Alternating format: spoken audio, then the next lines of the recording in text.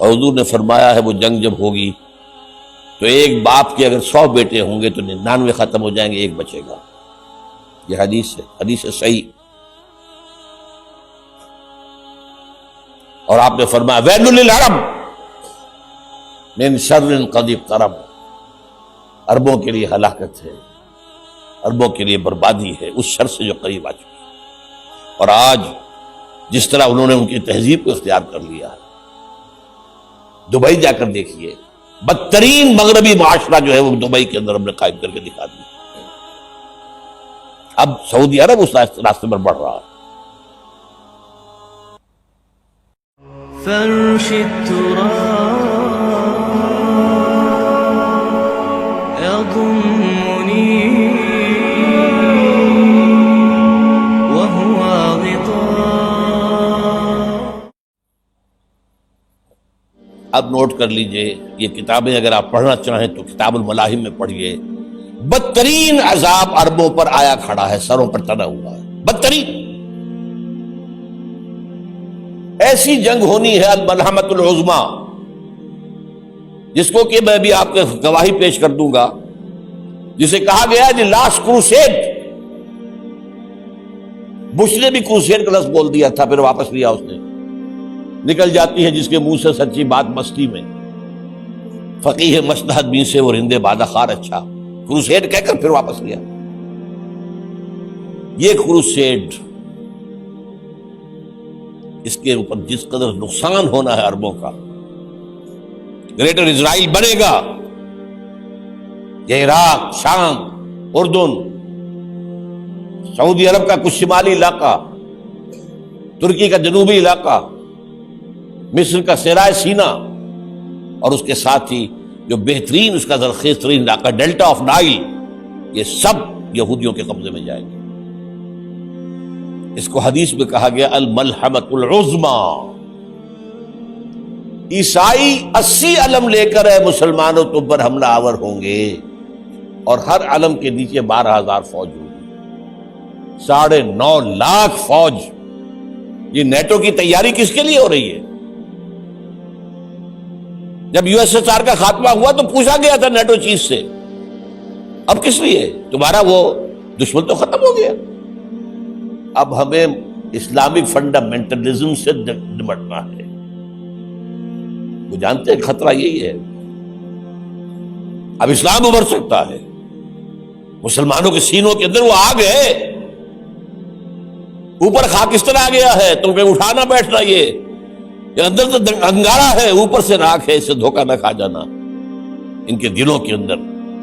اور بش نے کہا تھا مسلمان چاہتے ہیں کہ ہسپانیہ سے لے کر انڈونیشیا تک نظام خلافت قائم کریں، اور میں حیران ہوا تھا کہ اس کمبخت کو ہسپانیہ کا خیال کیسے آ گیا؟ ہمیں تو کبھی آتا ہی نہیں، اب ہم تو بھول گئے، وہ تو 500 برس پرانی بات ہے، جبکہ وہاں سے ہمیں نکال دیا گیا تھا۔ اگرچہ اقبال نے کہا تھا ہے ارض فلسطین پہ یہودی کا اگر حق، ہسپانیہ پر حق نہیں کیوں اہل عرب کا؟ ہسپانیہ میں تو 800 سال حکومت کی مسلمانوں نے، اور ابھی 500 برس سے گزرے ہیں نا۔ یہودی تو ارض مقدس سے 2000 سال نکالے گئے، انہیں نہ کیا بات کیا گیا، عربوں کے سینے میں خنجر بھونک دیا گیا۔ وہ چھوٹا سا ملک جو چاہتا کرتا، کوئی پوچھنے والا نہیں۔ امریکہ جیسے اپنے بیٹے کی حفاظت کرے ویسے کرتا اس کا۔ اور حضور نے فرمایا ہے وہ جنگ جب ہوگی تو ایک باپ کے اگر 100 بیٹے ہوں گے تو 99 ختم ہو جائیں گے، ایک بچے گا۔ یہ حدیث ہے، حدیث ہے صحیح۔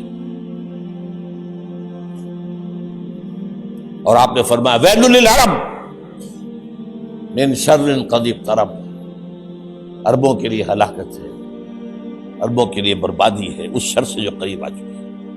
اور آج جس طرح انہوں نے ان کی تہذیب کو اختیار کر لیا ہے، دبئی جا کر دیکھیے، بدترین مغربی معاشرہ جو ہے وہ دبئی کے اندر ہم نے قائم کر کے دکھا دیا۔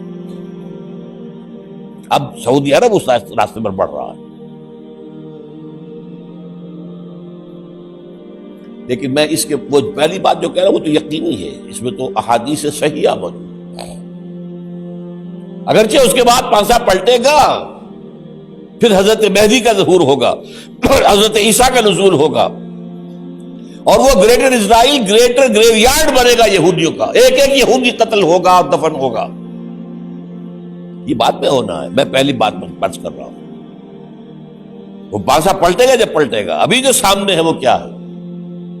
جس ملحمۃ العظمیٰ کہا حضور نے، جسے آرمگیڈون کہتے ہیں عیسائی۔ آرمگیڈون کی اگر کہیں جا کر آپ دیکھیں گے، آپ ڈکشنری میں مانی کہ کیا لکھا ہے؟ A very big war which will be fought between the forces of evil and good before the end of this world. اس دنیا کے خاتمے سے پہلے خیر اور شر کی قوتوں کے درمیان بہت بڑی جنگ ہوگی۔ ارمجدون اسے کہتے ہیں عربی میں، اور آرمگیڈون اسے کہتے ہیں انگریزی کے اندر، اور یہ بائبل کی آخری کتاب کے اندر ہے، جو اس میں کہ مکاشفات یوحنا، ریویلیشنز آف سینٹ جان۔ یہ تو میں کہہ رہا ہوں یقین کے ساتھ، اور زیادہ دور نہیں آیا چاہتا ہے،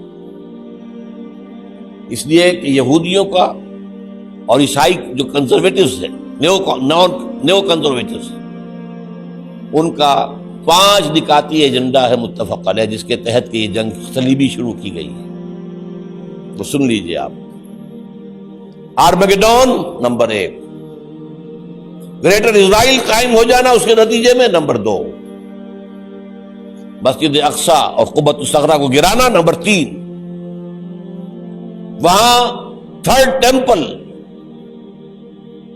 وہ مسجد جو حضرت سلیمان نے بنائی تھی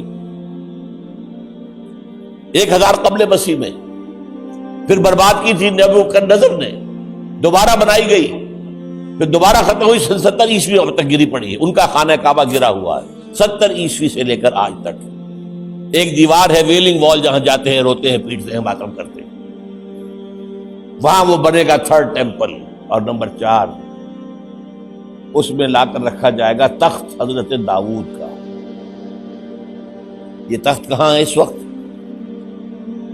یہ لندن شریف کے اندر، جو ان کی پارلیمنٹ کا جو چرچ ہے، ویسٹ منسٹر ایبے، اس میں رکھا ہوا ہے۔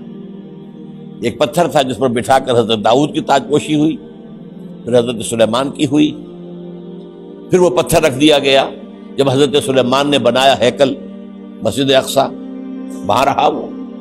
ہر بادشاہ جو تھا یہودی اسی کے اوپر بٹھا کر اس کی تاج پوشی ہوتی تھی۔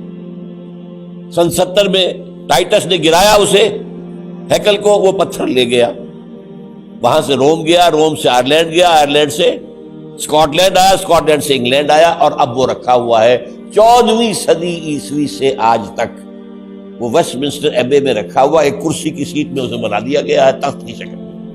اب انگریزوں میں کوئی ملکہ ہو، کوئی بادشاہ ہو جس کی بھی تاج پوشی ہونی، اس میں ہوتی، یہ لا کر رکھا جائے گا تھرڈ ٹیمپل میں۔